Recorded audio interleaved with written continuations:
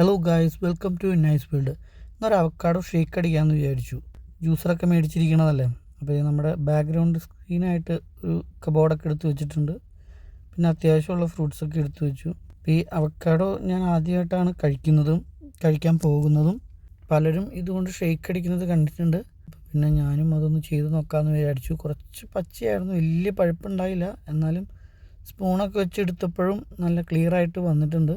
നമ്മളിതിനകത്ത് ഉപയോഗിക്കുന്നത് മിൽക്കുണ്ട്, പിന്നെ ഈന്തപ്പഴത്തിൻ്റെ ഒരു ഷേക്ക് ജ്യൂസ് എന്നൊക്കെ പറയാം, പിന്നെ വാനില ക്രീമുണ്ട്, ആപ്പിളുണ്ട്, പിന്നെ ബനാനയുണ്ട്, അവക്കാഡോ ഉണ്ട്.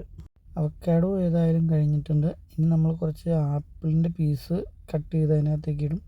പിന്നെ ആ പഴവും അതിനകത്തേക്ക് ഇടും. ആപ്പിളിൻ്റെ തൊണ്ട് ചെത്തി കളഞ്ഞിട്ടില്ല.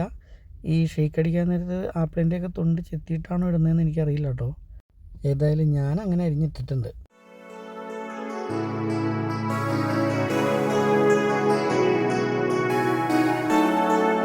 അങ്ങനെ ഈ പഴവും നമ്മൾ ചെറുതായിട്ട് അരിഞ്ഞിടുന്നുണ്ട്. ഈ പാത്രത്തിലേക്ക് അരിഞ്ഞിടുന്നത് കുറേശ്ശെ ബ്ലെൻഡറിലേക്ക് എടുത്തിടാൻ വേണ്ടിയിട്ടാണ്. എല്ലാം കൂടി അതിനകത്തേക്ക് അരിഞ്ഞിട്ട് കഴിഞ്ഞാൽ ചിലപ്പോൾ പിന്നെ വർക്ക് ചെയ്യാതെ വരും.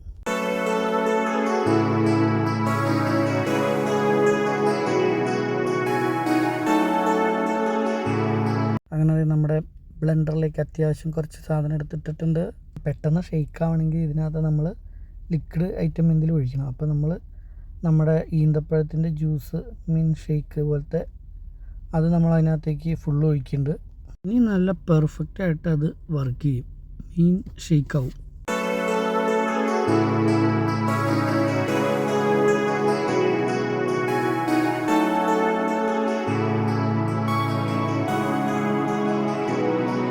ഇപ്പോൾ നല്ല സൂപ്പറായിട്ട് ഇത് ഷേക്ക് ആവുന്നുണ്ട്.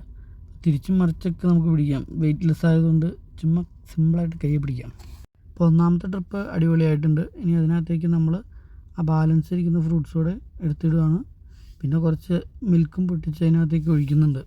ഈ ഷേക്കൊക്കെ ഉണ്ടാക്കാൻ ഇത്ര സിമ്പിളാണെന്നുള്ള കാര്യം നമ്മളിത് ഉണ്ടാക്കുമ്പോഴായിട്ട് അറിയുള്ളൂ.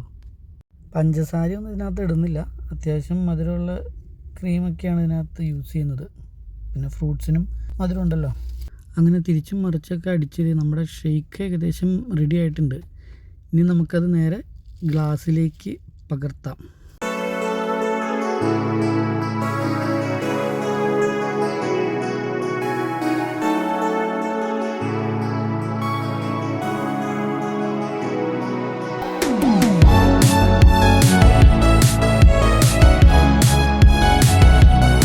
ഇത് വാനില ക്രീമാണ്.